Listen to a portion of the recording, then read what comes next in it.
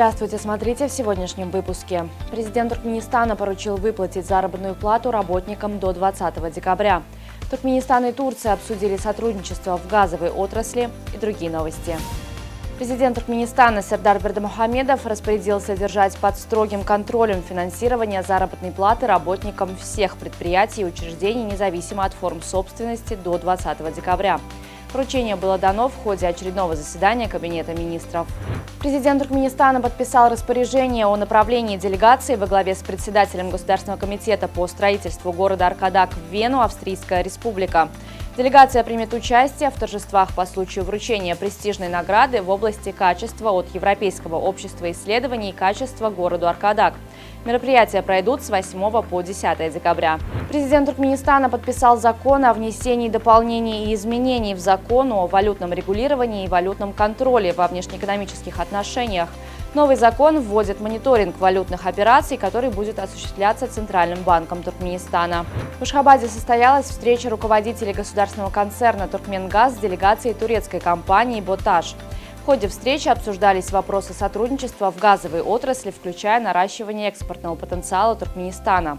Стороны выразили уверенность в дальнейшем развитии взаимовыгодного партнерства в интересах обоих народов. В Ашхабаде состоялась региональная встреча международных экспертов, посвященная внесению Каспийского коридора Великого Шелкового пути в список всемирного наследия ЮНЕСКО.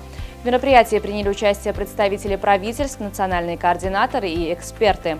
Особое внимание было уделено разработке дорожной карты процесса номинации Каспийско-Волжского коридора и интеграции совместных технологий в исследовании и управлении объектами наследия. В Министерстве иностранных дел Туркменистана состоялось очередное заседание стратегического консультативного совета Туркменистан-ООН, на котором обсуждались перспективы двустороннего взаимодействия на приоритетных направлениях. Представители ООН поблагодарили туркменскую сторону за конструктивный подход и выразили уверенность в успешной реализации новых совместных проектов и программ, направленных на достижение целей устойчивого развития. Делегация Туркменистана во главе с заместителем министра иностранных дел Мяхри Бяшимовой приняла участие в 31-м заседании Совета министров иностранных дел ОБСЕ. В своем выступлении Бяшимова подчеркнула важность партнерства Туркменистана с ОБСЕ в укреплении региональной стабильности, продвижении диалога и устойчивого развития. Особое внимание было уделено инициативам Туркменистана в политическом, экономико-экологическом и гуманитарных измерениях. В аэропорту Гонконга состоялась масштабная инсталляция, посвященная рождению 2 панд в местном зоопарке. 2500 скульптур панд, выполненных из каучука, установили на взлетной полосе. Это событие стало частью фестиваля Panda Go Fest. В рамках фестиваля инсталляция будет перемещаться по различным локациям города, знакомя жителей и гостей Гонконга с миром панд. Имя Мухаммед стремительно набирает популярность и теперь занимает первое место в рейтинге самых популярных имен для мальчиков в Англии и Уэльсе. Согласно данным Управления национальной статистики Великобритании, в 2023 году более 4600 новорожденных мальчиков получили имя Мухаммед.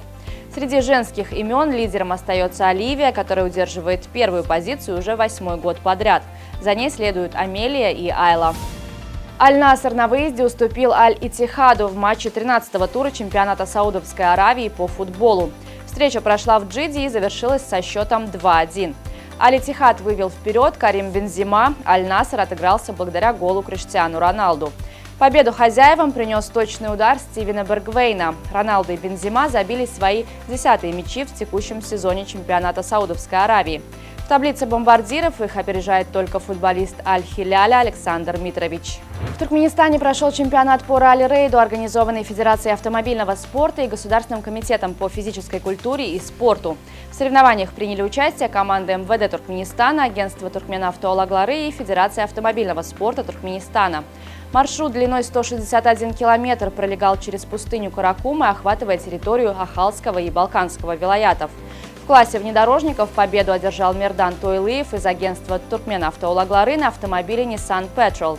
В открытом классе первым финишировал Чараяр Чарыев на автомобиле Toyota Hilux. На сегодня это все. Со всеми новостями вы можете ознакомиться на сайте turkmenportal.com и на наших официальных страницах в социальных сетях, а также на Билет Видео. Всего вам доброго и помните, что Туркменпортал – ваш самый надежный источник новостей.